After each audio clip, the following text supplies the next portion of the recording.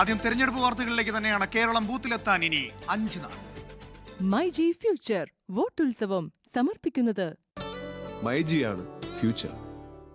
Co powered by Berger paints. Paint your imagination. Co sponsored by ആഘോഷങ്ങൾ നടക്കട്ടെ. വോക്കരു plus. Kalyan homes. ഒന്നായി ജീവിക്കാം, നന്നായി ജീവിക്കാം. ബെസ്റ്റ് ക്വാളിറ്റിയിലും ബെസ്റ്റ്, ഫിനിഷിലും ബെസ്റ്റ്.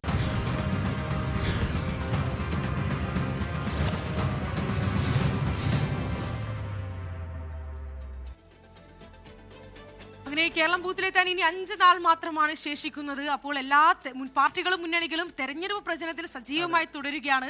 ഇന്നിതാ പ്രധാനമന്ത്രി വീണ്ടും കേരളത്തിലെത്തിയിരിക്കുകയാണ്. അതുമായി ബന്ധപ്പെട്ട വാർത്തയിലേക്ക് തന്നെയാണ് ആദ്യം കടക്കുന്നത്.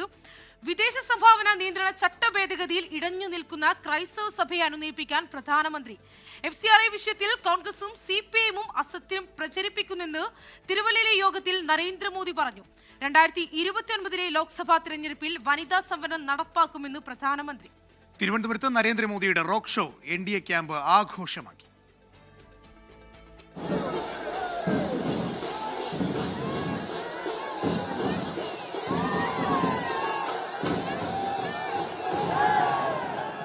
തിരുവനന്തപുരത്ത് നിയമമണ്ഡലത്തിന്റെ ഭാഗമായ കിള്ളിപ്പാലം മുതൽ കരമന വരെയായിരുന്നു റോഡ് ഷോ.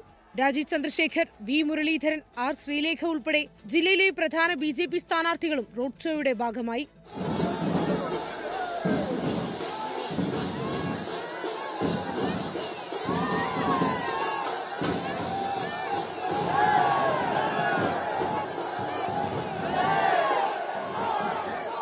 തിരുവല്ല പബ്ലിക് സ്റ്റേഡിയത്തിൽ നടന്ന പൊതുസമ്മേളനത്തിലാണ് പ്രധാനമന്ത്രിയുടെ രാഷ്ട്രീയ പ്രസംഗം. FCRA വിഷയത്തിൽ അസത്യമാണ് പ്രചരിപ്പിക്കുന്നതെന്നും ക്രൈസ്തവർ ഏറെയുള്ള വടക്കുകിഴക്കൻ സംസ്ഥാനങ്ങളിലും ഗോവയിലും BJP-യാണ് ഭരിക്കുന്നതെന്നും മോദി. മെയ് 4-ന് NDA സർക്കാർ അധികാരത്തിലേറാനുള്ള കൗണ്ട് ഡൗൺ തുടങ്ങിക്കഴിഞ്ഞു. LDF सरकार के जाने का काउंटडाउन शुरू हो चुका है. केरलम में पहली बार BJP और NDA की सरकार आने वाली है. മലയാളത്തിലാണ് തിരുവല്ലയിൽ പൊതുസമ്മേളനത്തെ മോദി അഭിസംബോധന ചെയ്തത്. കേരളത്തിലെ എന്റെ പ്രിയപ്പെട്ട സഹോദരി സഹോദരന്മാരെ, എന്റെ നമസ്കാരം. ഗൾഫിലുള്ള ഇന്ത്യക്കാരുടെ സുരക്ഷിതത്വം മറന്നാണ് പശ്ചിമേഷ്യൻ വിഷയത്തിൽ കോൺഗ്രസ് നേതാക്കളുടെ പ്രസ്താവനയെന്നും വിമർശനം. अरे कांग्रेस के लोगों, LDF के लोगों, UDF के लोगों, अरे राजनीति अपनी जगह पे है. अरे चुनाव आते जाते रहेंगे, लेकिन मेरे केरलम के लाखों भाई बहन वहां है. मेरे लिए उनकी सुरक्षा ये सबसे बड़ा काम है और मैं इसके लिए कमिटेड हूं. LDF-നും UDF-നും ശബരിമല സ്വർണ്ണക്കൊള്ളയിൽ വലിയ പങ്കുണ്ട്. LDF-ഉം UDF-ഉം ശത്രുത WWF പോലെ കപടമാണ്. ये चोरी LDF की सरकार में हुई और इसमें चोरी करने वालों के तार कांग्रेस के शीर्ष नेताओं से जुड़े पाए गए. 2029 ലോക്സഭാ തിരഞ്ഞെടുപ്പിൽ വനിതാ സംവരണം നടപ്പാക്കുമെന്നും മോദി പറഞ്ഞു. NDA സ്ഥാനാർത്ഥി അനൂപ് ആന്റണി തന്റെ സുഹൃത്തെന്നും വലങ്കയെന്നും മോദി പറഞ്ഞു. ये जो अनूप लड़ रहा है ना चुनाव आपके यहाँ, ये पिछले 5 साल से मेरे साथ काम करता है. देश भर में घूम करके चीजें खोज करके लाता है. एक प्रकार से मेरा डेडिकेटेड साथी रहा है. एक प्रकार से ऐसे कामों के लिए वो मेरा बायां हाथ बन गया है. News desk 24. രാഹുൽ ഗാന്ധി ഒന്നുണ്ടായിരുന്നു. കേന്ദ്ര സർക്കാരിനെതിരെയും സംസ്ഥാന സർക്കാരിനെതിരെയും അതിരൂക്ഷ വിമർശനമാണ് രാഹുൽ ഗാന്ധി ഉന്നയിച്ചത്. ആ റിപ്പോർട്ടിലേക്കാണ് നമ്മൾ ഇനി പോകുന്നത്. മുഖ്യമന്ത്രിയെ കടന്നാക്രമിച്ചും CPIM BJP ഡീൽ ആവർത്തിച്ചും രാഹുൽ ഗാന്ധിയുടെ കേരളത്തിലെ പ്രചാരണം. കേരളത്തിൽ പ്രധാനമന്ത്രിയുടെ ലക്ഷ്യം LDF-നെ വിജയിപ്പിക്കുകയാണെന്ന് രാഹുൽ ഗാന്ധി ആരോപിച്ചു. മക്കളെ രക്ഷിക്കാൻ മുഖ്യമന്ത്രി പിണറായി വിജയൻ കേരളത്തെ തകർക്കുന്നുവെന്നും വിമർശിച്ചു. അതേസമയം UDF-ന്റെ വാഗ്ദാനങ്ങൾ കേരളത്തിൽ നടപ്പാക്കുമെന്നും രാഹുൽ ഗാന്ധി പറഞ്ഞു. ആ റിപ്പോർട്ടുകളിലേക്ക്. തിരഞ്ഞെടുപ്പ് പ്രചാരണത്തിൽ UDF-ന്റെ സ്റ്റാർ ക്യാമ്പയിനറായ രാഹുൽ ഗാന്ധി BJP-യെയും ഇടതുപക്ഷത്തെയും കടന്നാക്രമിക്കുകയാണ്. മക്കളെ രക്ഷിക്കാൻ കേരളത്തെ തകർക്കുകയാണ് മുഖ്യമന്ത്രിയെന്ന് പറഞ്ഞ രാഹുൽ വലതുപക്ഷത്തിന്റെ കയ്യിലുള്ള കളിപ്പാവയാണ് പിണറായി വിജയനെന്നും ആരോപിച്ചു. Everybody in Kerala can see that there is a relationship now between the BJP, RSS and the left front. Why does Narendra Modi not attack your chief minister? പ്രധാനമന്ത്രി ട്രംപിന് കീഴടങ്ങിയതുപോലെ മുഖ്യമന്ത്രി പ്രധാനമന്ത്രിക്ക് കീഴടങ്ങി. ന്യൂനപക്ഷ വിരുദ്ധരായ BJP-യാണ് കേരളത്തിൽ LDF-ന്റെ പങ്കാളികൾ. Prime Minister comes to Kerala, does not say a word about it. He's forgotten God, he's forgotten the temple, he's forgotten religion because he wants to help the chief minister and the LDF. ശബരിമലയിൽ നിന്ന് CPIM നേതാക്കൾ സ്വർണം മോഷ്ടിച്ചു എന്ന ആരോപണം വേദികളിൽ രാഹുൽ ഗാന്ധി ആവർത്തിക്കുന്നു. നാളെ തൃശൂരിൽ നടക്കുന്ന പര്യടനത്തിൽ രാഹുൽ ഗാന്ധി പങ്കെടുക്കും. 24 കൊച്ചി. ഇനി നമ്മൾ ബൂത്തിലേക്ക് എത്താൻ 5 ദിവസം മാത്രം. 24 ഇന്ന് ഡയറക്റ്റ് മണ്ഡലങ്ങളിലേക്ക് ഇറങ്ങിയിരിക്കുകയാണ്. 140 മണ്ഡലങ്ങളിലും നമ്മുടെ പ്രതിനിധികളുണ്ട്. ഗ്രൗണ്ട് റിയാലിറ്റി എന്താണ് ഗ്രൗണ്ട് റിയാലിറ്റി എന്നറിയേണ്ടത് ആവശ്യമാണ്. ജനങ്ങളിലേക്ക് അറിയിക്കേണ്ടത് ആവശ്യമാണ്. നമ്മൾ ഇറങ്ങിയിരിക്കുകയാണ് അല്ലേ. അതിനൊരു പ്രത്യേകത എന്ന് പറയുന്നത് നമ്മുടെ ഈ സ്റ്റുഡിയോയിൽ നിന്ന് നമ്മുടെ അവതാരകർ നേരിട്ട് ജനങ്ങളിലെത്തി മണ്ഡലങ്ങളുടെ പൾസ് അറിയുകയാണ്. ഇന്നായിരുന്നു അതൊരു തുടക്കം കുറിച്ചത്. നമുക്ക് ആ റിപ്പോർട്ടിലേക്ക് തന്നെ കടക്കാം. കേരളം ബൂത്തിലെത്താൻ 5 ദിവസം മാത്രമാണ് ശേഷിക്കുന്നത്. 24ന്റെ അവതാരപുരികൾ പ്രേക്ഷകർക്കിടയിലേക്ക് നേരിട്ടെത്തുന്ന 24 വോട്ടത്തോൺ നാടിന്റെ ഇലക്ഷൻ ഡെസ്കിന് പ്രൗഢോജ്വല തുടക്കമായി. 140 മണ്ഡലങ്ങളുടെയും രാഷ്ട്രീയ സ്പന്ദനം അടിത്തട്ടിൽ നിന്ന് അറിയുന്ന 76 മണിക്കൂർ തത്സമയ വോട്ടത്തോണാണ് ഇന്ന് ഉച്ചയ്ക്ക് 2 മണി മുതൽ തുടക്കം കുറിച്ചത്. തെരഞ്ഞെടുപ്പ് വാർത്തകൾ ആദ്യം ആധികാരികമായി അറിയുന്ന 24 വോട്ടത്തോൺ ഇലക്ഷൻ ഡെസ്കിന് വൻ വരവേൽപ്പാണ് ആദ്യ ദിനമായി ഇന്ന് വിവിധ മണ്ഡലങ്ങളിൽ ലഭിച്ചത്. 140 മണ്ഡലങ്ങളിലേക്ക് നമ്മുടെ TV അവതാരകർ 24ന്റെ അവതാരകർ എത്തിയിരിക്കുകയാണ്. ഇനി തെരഞ്ഞെടുപ്പിന്, അതായത് വോട്ടെടുപ്പിന് ഇനി 5 ദിവസങ്ങൾ മാത്രമേ ഉള്ളൂ. കേരളം ജനവിധി എഴുതാൻ 5 നാൾ മാത്രം ബാക്കി നിൽക്കെയാണ് പ്രേക്ഷകരുടെ പ്രിയ വാർത്താ ചാനലും ഇലക്ഷൻ സ്പെഷ്യലിസ്റ്റുമായ 24ന്റെ അവതാരപുലികൾ ജനങ്ങൾക്കിടയിലേക്ക് ഇറങ്ങിയത്. 76 മണിക്കൂർ നീണ്ടു നിൽക്കുന്നതാണ് ഉച്ചയ്ക്ക് 2 മണി മുതൽ ആരംഭിച്ച വോട്ടത്തോൺ. കേരളത്തിലെ 140 മണ്ഡലങ്ങളിലും ഓടിയെത്തുന്ന അവതാരപുലികൾ പ്രേക്ഷകരുടെ തത്സമയ പ്രതികരണങ്ങൾ വോട്ടത്തോണിലൂടെ തേടി തുടങ്ങി. ഷെഫീദ്, തെരഞ്ഞെടുപ്പ് പ്രചാരണത്തിന്റെ അവസാന ലാപ്പിലേക്ക് നമ്മൾ കടക്കുമ്പോൾ എന്തൊക്കെ വിഷയങ്ങളാണ് നേമത്ത് സജീവമായി ചർച്ച ചെയ്യപ്പെടുന്നത്? എങ്ങനെയാണ് ഷെഫീദ് വിലയിരുത്തുന്നത് നേമമണ്ഡലത്തിൽ? ജീവിതത്തിലെ ഏറ്റവും പ്രധാനപ്പെട്ട കാര്യം, കേരളത്തിൽ തന്നെ ഏറ്റവും ശ്രദ്ധ ആകർഷിക്കാൻ പോകുന്ന ഒരു മണ്ഡലമായി നേമം മാറിക്കഴിഞ്ഞു. ത്രികോണപ്പോര് നടക്കുന്ന നേമം മണ്ഡലത്തിൽ നിന്നാണ് വോട്ടത്തോൺ ഓടി തുടങ്ങിയത്. KR ഗോപികൃഷ്ണൻ പ്രേക്ഷകരിലേക്ക് നാടിന്റെ ഇലക്ഷൻ ഡെസ്കുമായി ഇറങ്ങി. പിന്നാലെ വോട്ടത്തോൺ പോയത് നേരെ മലബാറിലേക്കായിരുന്നു. മലപ്പുറം ജില്ലയിലെ പെരിന്തൽമണ്ണയിൽ നിന്ന് ഹാഷ്മി താജ് ഇബ്രാഹിം പ്രേക്ഷക പ്രതികരണങ്ങൾ തേടി. എറണാകുളം ജില്ലയിൽ വാശിയേറിയ പോരാട്ടം നടക്കുന്ന പറവൂർ മണ്ഡലത്തിലും വോട്ടത്തോണെത്തി. പ്രതിപക്ഷ നേതാവ് VD സതീശൻ മത്സരിക്കുന്ന മണ്ഡലത്തിന്റെ ചിത്രങ്ങളുമായി ഡോക്ടർ ഉന്മേഷ് ശിവരാമനാണ് പ്രേക്ഷകരിലേക്ക് ഓടിയെത്തിയത്. വൻ പോരാട്ടം നടക്കുന്ന ബേപ്പൂർ മണ്ഡലത്തിൽ നിന്ന് തനീഷ് തമ്പിയും NDA ക്യാമ്പിനെ ആവേശത്തിലാക്കി പ്രധാനമന്ത്രി നരേന്ദ്രമോദി ഹെലികോപ്റ്റർ ഇറങ്ങിയ ചങ്ങനാശ്ശേരിയിൽ നിന്ന് സ്മിത ഹരിദാസും വോട്ടത്തോണിന്റെ ഭാഗമായി. കൽപ്പറ്റയിലെ ഹൈറേഞ്ച് കാഴ്ചകളുമായി സുഹൈൽ മുഹമ്മദും വടക്കൻ കേരളത്തിന്റെ തിരഞ്ഞെടുപ്പ് ആവേശവുമായി കണ്ണൂരിൽ നിന്ന് ഒട്ടകപ്പുറത്തേറി അസിത സഹീറും വോട്ടത്തോണിൽ ചേർന്നു.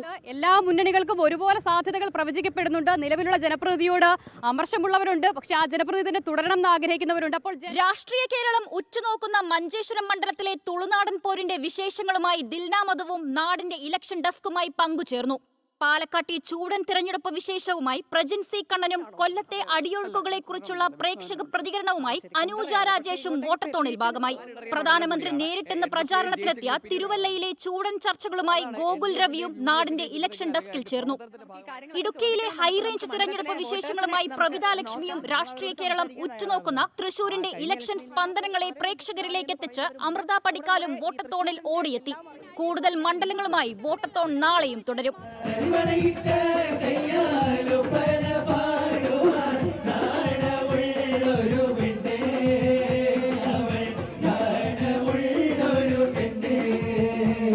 Research desk 24. ഈ പറഞ്ഞതുപോലെ ഗ്രൗണ്ട് റിയാലിറ്റി നമ്മൾ ഇന്ന് പരിശോധിക്കുമ്പോൾ തന്നെ കടുത്ത മത്സരമാണ്. ഒരു വിട്ടുവീഴ്ചയില്ലാത്ത പ്രചരണത്തിലേക്കാണ് എല്ലാ മുന്നണികളും മുന്നോട്ട് പോയിരിക്കുന്നത്. ചവറയിലേക്കാണ് നമ്മൾ ഇനി പോകുന്നത്. ചവറയിൽ ഇക്കുറി പോരാട്ടം കടുക്കും. RSPക്ക് ഇത് നിലനിൽപ്പിന്റെ പോരാട്ടം കൂടിയാണ്. കഴിഞ്ഞ തെരഞ്ഞെടുപ്പിന്റെ തനിയാവർത്തനമാണ് ഇത്തവണ. ഷിബു ബേബി ജോൺ, സുജിത് വിജയൻ പിള്ള പോരാട്ടത്തിൽ ആര് വിജയം കൊയ്യും? അതാണ് നോക്കാൻ പോകുന്നത്. നാടിന്റെ ന്യൂസ് ഡെസ്കിൽ അനുജ രാജേഷ് ചവറ മണ്ഡലത്തിലെ വോട്ടേഴ്സിനൊപ്പം ചേരുന്നു. നാടിന്റെ ന്യൂസ് ഡെസ്ക് ഇപ്പോഴുള്ളത് ചവറ നിയോജക മണ്ഡലത്തിലാണ്. ചവറ എന്ന് പറയുമ്പോൾ നമുക്കറിയാം, RSP എന്ന് പറയുമ്പോൾ നമുക്ക് ഓർമ്മ വരുന്നത് ചവറയാണ്. ചവറ എന്ന് പറയുമ്പോൾ നമുക്ക് RSPയെയും ഓർമ്മ വരും. ഷിബു ബേബി ജോൺ എന്ന അതികായൻ 77 മുതൽ 2011 വരെ തുടർച്ചയായി നിയമസഭയിൽ MLA ആയി ഇരുന്നിട്ടുണ്ട്. ഈ മണ്ഡലത്തെ പ്രതിനിധീകരിച്ച ഒരു ചരിത്രമുണ്ട്. അപ്പോൾ കഴിഞ്ഞ കുറച്ച് കാലങ്ങളായി RSPക്ക് പ്രതിനിധിയില്ല, ചവറയിൽ നിന്ന് പ്രതിനിധിയില്ല. കഴിഞ്ഞ നിയമസഭാ തെരഞ്ഞെടുപ്പിൽ 5 സീറ്റുകളിൽ RSP മത്സരിച്ചു. ഒരിടത്ത് പോലും അവർക്ക് വിജയം നേടാനായില്ല എന്നുള്ളതാണ്. അല്ലെങ്കിൽ RSPയെ സംബന്ധിച്ച് അവരുടെ നിലനിൽപ്പിന്റെ പ്രശ്നം കൂടിയാണ് ഈ തെരഞ്ഞെടുപ്പ് എന്നുള്ളതാണ്. ഏതായാലും നമുക്കൊപ്പം ഇവിടുത്തെ കുറച്ച് വോട്ടർമാരുണ്ട്. നമുക്ക് അവരോട് എന്തൊക്കെയാണ് എന്നുള്ളതൊന്ന് ചോദിച്ചറിയാം. നിങ്ങളൊക്കെ ഈ മണ്ഡലത്തിലുള്ളവരാണല്ലോ. ചവറയിലെ അപ്പൊ ഇത്തവണത്തെ എന്തൊക്കെയാണ് നിങ്ങളുടെ ഒരു പ്രതീക്ഷകൾ, കണക്കുകൂട്ടലുകളൊക്കെ? ഇവിടെ UDF സ്ഥാനാർത്ഥി ഷിബു ബേബി ജോൺ 10,000-നും 15,000 വോട്ടിനും ഇടയിൽ ഭൂരിപക്ഷത്തിൽ ഇവിടെ വൻപം വിജയം വിജയിച്ചു. കൃത്യഭൂരിപക്ഷം പറയുകയാണ്. ആ ഷിബു ബേബി ജോൺ MLA ആയിരുന്ന സമയത്ത് ഈ മണ്ഡലത്തിൽ നടപ്പിലാക്കിയ വികസന പ്രവർത്തനങ്ങൾ മാത്രം മതി ഈ പ്രാവശ്യത്തെ മറ്റ് ഏത് രീതിയിലുള്ള പ്രവർത്തനത്തിൽ നിന്നും വൻപിച്ച ഭൂരിപക്ഷത്തിൽ ഷിബു ബേബി ജോൺ ജയിക്കാനായിട്ട്. ഈ 2 മുന്നണിയും ഭരിച്ചിട്ടും ഇന്നും കേരളത്തിൽ ഒരു വ്യവസായ സംരംഭങ്ങളും പുതിയതായിട്ട് വന്നതായിട്ട് നമുക്ക് കാണാൻ പറ്റുന്നില്ല. തൊഴിൽ സാധ്യതകൾ നഷ്ടപ്പെട്ടിട്ട് മാത്രമേ ഉള്ളൂ. ഇവിടെ BJP ജയിക്കത്തില്ല. ഇവിടെ മത്സരം നടക്കുന്നത് LDFും UDF ആയിട്ടാ. മൂന്നാം മുന്നണിയായിട്ട് മത്സരം ഇവിടെ ഇല്ല. ഇതിലിപ്പോ ഈ സുജിത് വിജയൻ പിള്ള എങ്ങനെയാണ് അത് MLA എന്നുള്ള നിലയിൽ മണ്ഡലത്തിന് വേണ്ടി എന്ത് ചെയ്യാൻ പറ്റിയിട്ടുണ്ട്? മണ്ഡലത്തിൽ ചെയ്യാൻ പറ്റാത്ത കാര്യമാണ് നമ്മൾ ചിന്തിക്കേണ്ടത്. 1100 കോടിയുടെ വികസനം എന്ന് പറയുമ്പോഴും അദ്ദേഹം ഒരു ഡോക്ടർ ആയിരുന്നിട്ട് പോലും സാധാരണക്കാരനായിരുന്ന ഒരു വേണു എങ്ങനെ മരണപ്പെട്ടു എന്ന് ഉത്തരം പറയേണ്ടി വരും. കുടിവെള്ളം എടുക്കാൻ പോയ ഒരു സന്ധ്യ എന്ന് പറയുന്ന ഒരു സ്ത്രീ പുത്തൻതുരുത്തിൽ വള്ളം മറിഞ്ഞ് അതിദാരുണമായി മരണപ്പെട്ടപ്പോൾ ഈ MLA നമ്മളാരും കണ്ടില്ല. 1100 കോടി രൂപയുടെ വികസന പ്രവർത്തനമാണ് സഖാവ് സുജിത്തിന്റെ നേതൃത്വത്തിൽ ഇവിടെ നടത്തിയിട്ടുള്ളത്. ഈ മാർക്കറ്റ് തന്നെ നോക്കിയാൽ മതി. കിഫ്ബി പദ്ധതി വഴി ഈ മാർക്കറ്റിന്റെ നവീകരണം, അതുപോലെ തന്നെ മുക്കാട് പാലം, ഒരു താലൂക്ക് ഹോസ്പിറ്റലാണ് ഫൗണ്ടേഷൻ. ഈ ഫൗണ്ടേഷൻ ഹോസ്പിറ്റലിന്റെ വികസനം, അതുപോലെ മാർക്കറ്റിന്റെ വികസനം, പിന്നെ സ്കൂളുകൾ, ഇവിടുത്തെ റോഡുകൾ, ഇതെല്ലാം നോക്കിക്കഴിഞ്ഞാൽ 5 വർഷം കൊണ്ട് സുജിത്ത് വിജയൻപിള്ള നടത്തിയ വികസന പ്രവർത്തനം സമാനതകളില്ലാത്തതാണ്. കുടിവെള്ളക്ഷാമം 100-ൽ-പരം റോഡുകളുടെ പ്രവർത്തനം നടന്നുകൊണ്ടിരിക്കുകയാണ്. എന്താണ് ഈ MLA കുറിച്ചുള്ള അഭിപ്രായം? എന്താണ് വികസനമൊക്കെ നടത്തിയിട്ടുണ്ടോ? നല്ല വികസനം നടത്തിയിട്ടുള്ള വ്യക്തിയാണ്. തുടരണമെന്നാണോ? തുടരണമെന്നാണ്. MLA തുടരണോ? തുടരണം. എന്താ കാര്യത്തിന് ഇലക്ഷൻ ആയപ്പോ വന്ന് ഒരു കോട് കുത്തിയിളക്കി കട്ട് ചെയ്ത് ജനങ്ങളെ പറ്റി MLA ഫേസ്ബുക്കിൽ ടെൻഡറായി എന്ന് പറഞ്ഞ് 9-10 വർഷം കൊണ്ട് ഈ റോഡ് ഒരു MLA വിചാരിച്ചാൽ എന്തുകൊണ്ട് നടക്കത്തില്ല.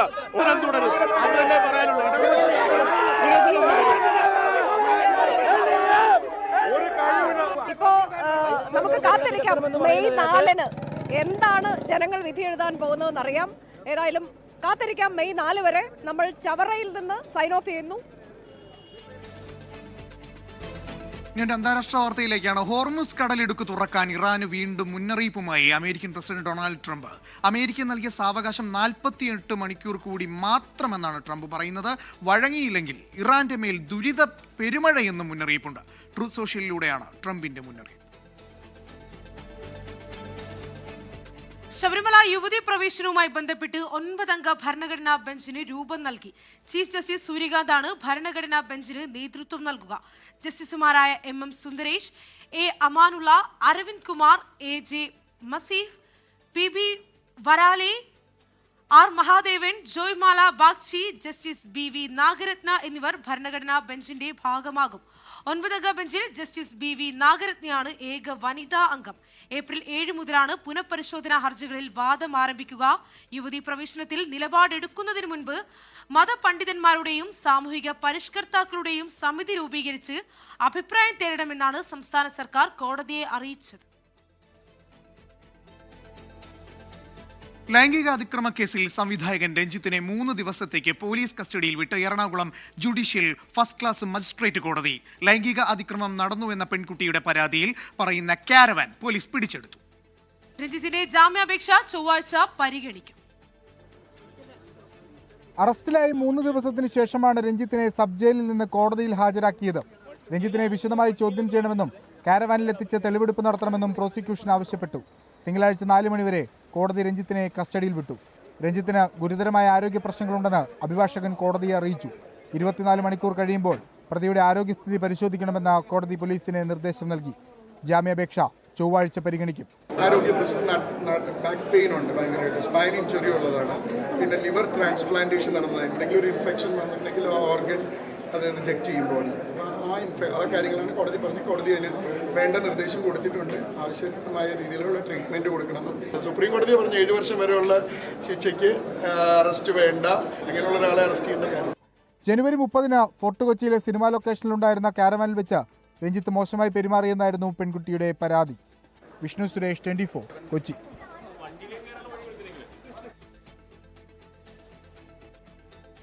കേരളത്തിലെ ലവ് ജിഹാദ് മാത്രമല്ല ലാൻഡ് ജിഹാദും ബിസിനസ് ജിഹാദും നടക്കുന്നുണ്ടെന്ന് കേന്ദ്രമന്ത്രി ശോഭ കരന്തലജെ. ആരോപണം അസംബന്ധമാണെന്ന് CPM general secretary MA baby പ്രതികരിച്ചു. കേരളം ഇന്ത്യയിലെ മതനിരപേക്ഷതയുടെ തുരുത്താണെന്ന് M സ്വരാജ് പറഞ്ഞു.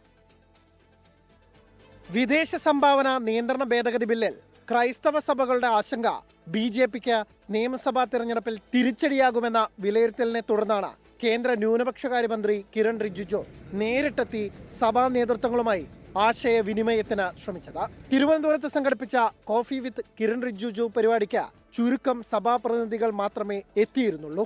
ദുഃഖവെള്ളി ദിനമായതിനാൽ പുരോഹിതർക്ക് പങ്കെടുക്കാനാവാത്ത സാഹചര്യമായിരുന്നു. ക്രൈസ്തവ സഭകൾ ഇക്കാര്യം BJP നേതൃത്വത്തെ അറിയിച്ചിരുന്നു. അതേസമയം FCRA ക്രൈസ്തവരുടെ മാത്രം പ്രശ്നമായി കാണാൻ ഉദ്ദേശിക്കുന്നില്ലെന്ന് തലശ്ശേരി അതിരൂപത arch bishop Mar Joseph Pamplany പറഞ്ഞു. ക്രൈസ്തവരുടെ മാത്രം ഒരു വിഷയമായിട്ട് ഞങ്ങൾ അതിനെ കാണാൻ ഉദ്ദേശിക്കുന്നില്ല. കാരണം ഇവിടുത്തെ FCRAയുടെ സാമ്പത്തിക വരുമാനങ്ങൾ പരിഗണിച്ചു കഴിഞ്ഞാൽ ക്രൈസ്തവരെക്കാളും ഒട്ടനവധി മടങ്ങ് ഈ തുക കൈപ്പറ്റുന്നത് ഇതര സമുദായങ്ങളിൽപ്പെട്ടവരുണ്ട് എന്നുള്ളത് സർക്കാരിൻ്റെ തന്നെ കണക്കുകളിൽ നിന്ന് വ്യക്തമാണ്. ന്യൂനപക്ഷങ്ങളെ വോട്ട് ബാങ്കായി മാത്രമാണ് ചിലർ കാണുന്നതെന്ന് CPIM general secretary MA baby. ന്യൂനപക്ഷ വിഭാഗങ്ങളിൽപ്പെട്ടവരുടെ സ്വത്ത് ഭാഗമായി വിദേശ സംഭാവന കൂടി ഉപയോഗിച്ചിട്ടായിരിക്കും. പക്ഷെ അതൊന്നും നോക്കാതെ സന്നദ്ധ പ്രവർത്തനം നടത്തുന്നവരുടെ സ്വത്താകെ പിടിച്ചെടുക്കാനുള്ള പ്രൊവിഷനാണ് ഇപ്പം. ന്യൂനപക്ഷങ്ങളുടെ സ്വത്ത് തട്ടിയെടുക്കാനാണ് FCRA ഭേദഗതിയെന്ന് പ്രതിപക്ഷ നേതാവ് VD സതീശൻ. സത്യമായി ന്യൂനപക്ഷങ്ങളുടെ പ്രോപ്പർട്ടി അവരുടെ സ്ഥാപനങ്ങൾ തട്ടിയെടുക്കുന്നതിന് വേണ്ടി നടത്തിയിരിക്കുന്ന ഒരു അവതരണമാണ്. തിരഞ്ഞെടുപ്പ് കഴിയുന്നതുവരെ FCRA ഭേദഗതി ബിൽ പാസ്സാക്കേണ്ടതില്ലെന്നാണ് BJP നിലപാട്. വിവിധ ബ്യൂറോകൾക്കൊപ്പം 24 തിരുവനന്തപുരം. ഇനി കാണാം ഇലക്ഷൻ ഡയറി.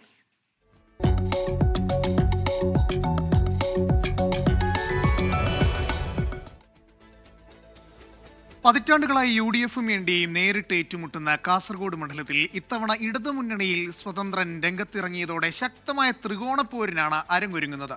ലോക്സഭാ തദ്ദേശ തിരഞ്ഞെടുപ്പിൽ ഉണ്ടായ വലിയ മുന്നേറ്റം ആവർത്തിക്കാനാകുമെന്ന പ്രതീക്ഷയിലാണ് UDF ക്യാമ്പ്. വോട്ട് കണക്കിൽ കാര്യമില്ലെന്നും പുതുതലമുറ ഉൾപ്പെടെ മാറ്റം ആഗ്രഹിക്കുന്നുവെന്നും NDA LDF നേതൃത്വവും അവകാശപ്പെടുന്നു.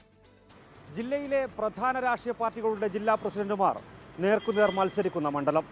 കഴിഞ്ഞ 5 പതിറ്റാണ്ടായി ലീഗിനെ മാത്രം ഭരിച്ച ചരിത്രമുണ്ട് കാസർഗോഡിന്. പക്ഷേ ഇത്തവണ മത്സരം കടുക്കുന്നത് LDF സ്വതന്ത്രന്റെ വരവ് കൊണ്ടുകൂടിയാണ്. മണ്ഡലത്തിൽ ആര് വാഴുമെന്നറിയാനുള്ള വിധിയെഴുത്തിന് വോട്ടർമാർ തയ്യാറായി കഴിഞ്ഞു.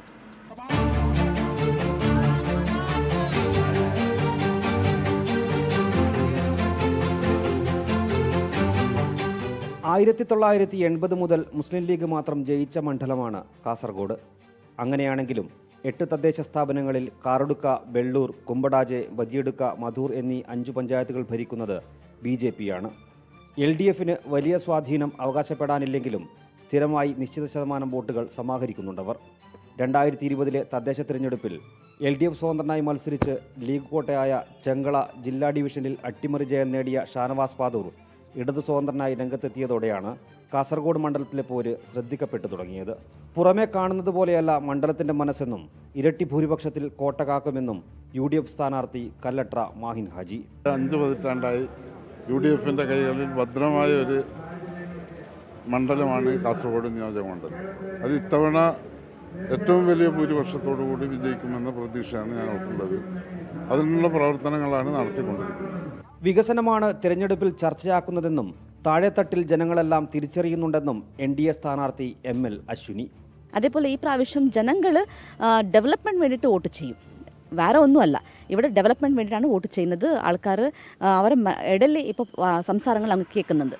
ഡെവലപ്മെൻറ്റ് ആവേണ്ടത് ഒരു മൈന്യൂട്ട് കാര്യങ്ങളിൽ തൊട്ടിട്ടായിട്ട് ഇൻഫ്രാ ഉണ്ട് കാസർഗോഡ്.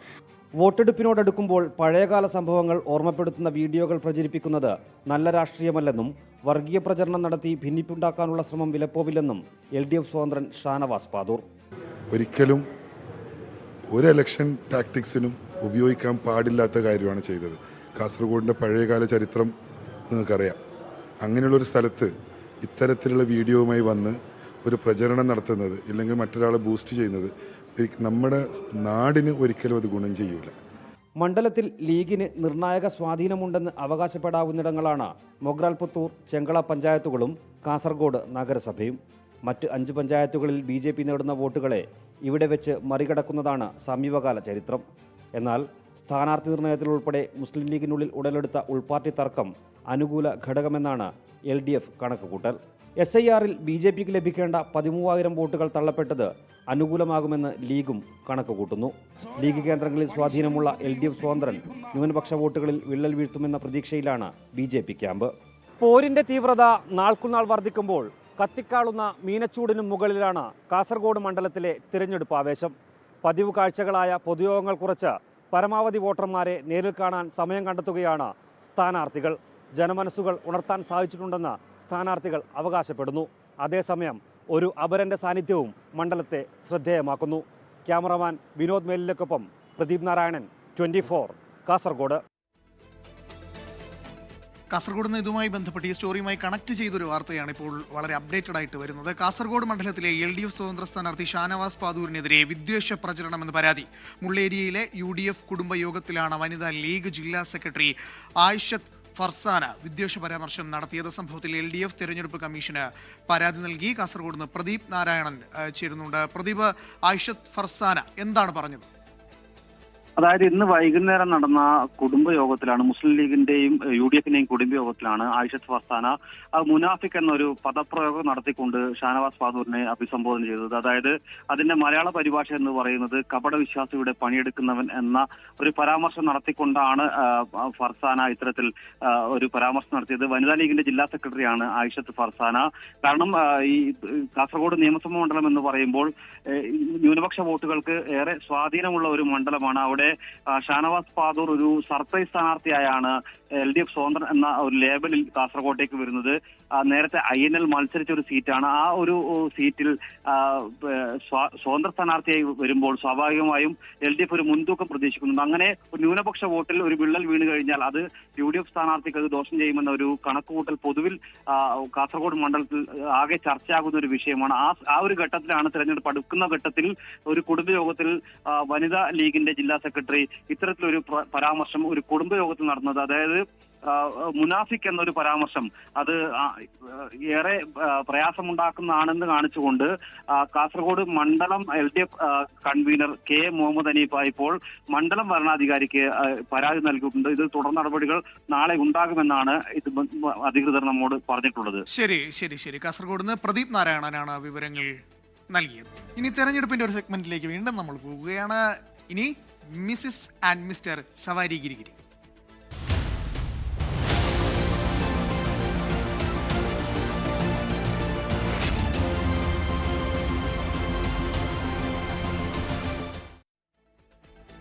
എല്ലാവരും ഒരുപോലെ ഉറ്റുനോക്കുന്ന ഒരു മണ്ഡലമാണ് പാലക്കാട്. അപ്പോൾ പാലക്കാടിന്റെ വിശേഷങ്ങളിലേക്കാണ് കടക്കുന്നത്. കനത്ത പോരാട്ടം നടക്കുന്ന മണ്ഡലമാണ് പാലക്കാട്. തിരഞ്ഞെടുപ്പ് പ്രതീക്ഷകൾക്കൊപ്പം ഫേമസ് ആയ ആ ബിരിയാണിയുടെ രഹസ്യം കൂടി വെളിപ്പെടുത്തുകയാണ് പാലക്കാട്ടെ LDF സ്ഥാനാർത്ഥി NMR റസാഖും ഉമ്മയും. കാണാം മിസിസ് ആൻഡ് മിസ്റ്റർ സവാരി ഗിരിഗിരി. മിസിസ് ആൻഡ് മിസ്റ്റർ സവാരി ഗിരിഗിരിയുടെ യാത്ര ഇപ്പോൾ പാലക്കാട് എത്തിയിരിക്കുകയാണ്. ഇത്തവണ കേരളം ചർച്ച ചെയ്യുന്ന ഉറ്റുനോക്കുന്ന ഒരു മണ്ഡലമാണ് പാലക്കാട്. പാലക്കാട് LDF സ്ഥാനാർത്ഥി ഇത്തവണ തെരഞ്ഞെടുപ്പിൽ ഏറ്റവും കൂടുതൽ ജനശ്രദ്ധ ആകർഷിച്ച സ്ഥാനാർത്ഥി NMR റസാഖ് നമ്മളോടൊപ്പം ഒരു റൈഡിന് അയച്ചിരിക്കുകയാണ്.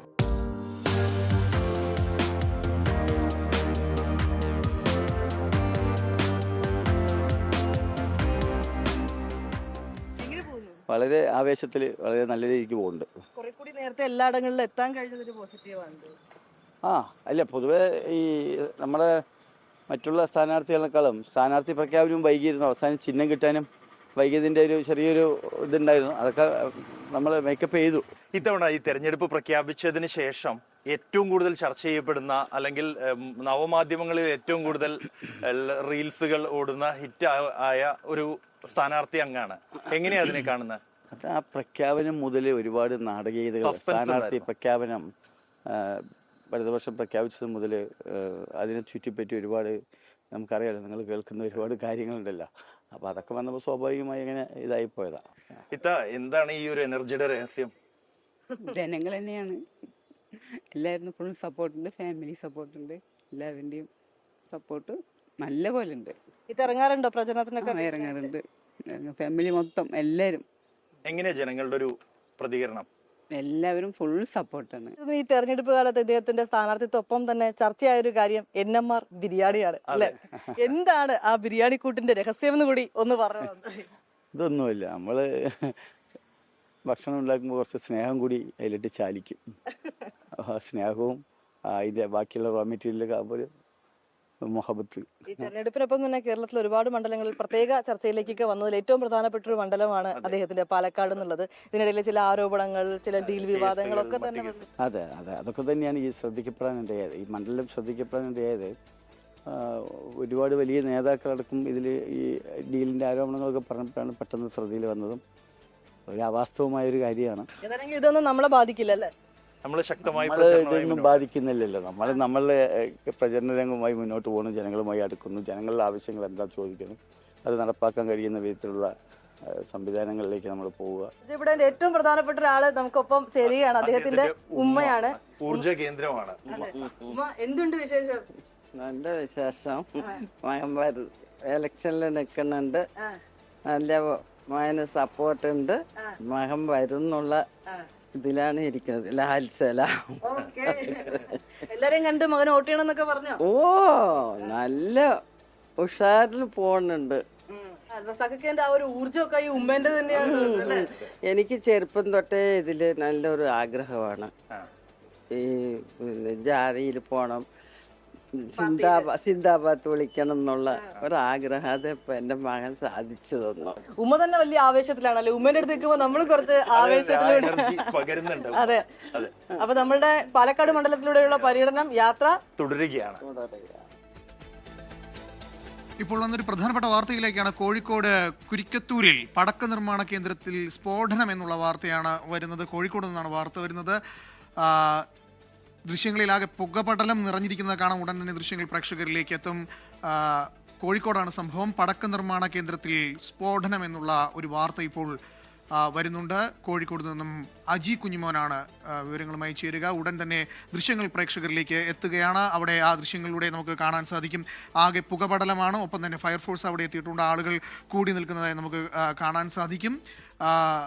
അതിൽ വ്യക്തമാണ്, കാരണം വലിയൊരു പൊട്ടിത്തെറിക്കുള്ള സാധ്യതകൾ ഈ ദൃശ്യത്തിലൂടെ നമുക്ക് കാണാൻ സാധിക്കും. കാരണം ആ പുകപടലങ്ങൾ കണ്ടാൽ തന്നെ നമുക്ക് മനസ്സിലാകും വലിയൊരു പൊട്ടിത്തെറി നടന്നിട്ടുണ്ട് എന്ന് തന്നെയാണ് ദൃശ്യങ്ങളിലൂടെ നമുക്ക് മനസ്സിലാക്കാൻ സാധിക്കുന്നത്.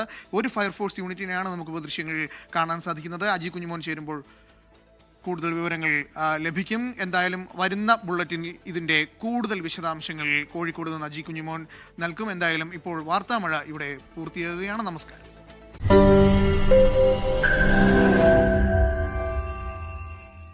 ലോകത്തെവിടെയായാലും ഏത് സമയത്തും 24 വാർത്തകളും ഓഗ്മെന്റഡ് റിയാലിറ്റി പാക്കേജുകളും എക്സ്പ്ലെയിനറുകളും വിശദമായി കാണാൻ ഞങ്ങളുടെ യൂട്യൂബ് ചാനൽ നിങ്ങൾക്ക് സബ്സ്ക്രൈബ് ചെയ്യാം.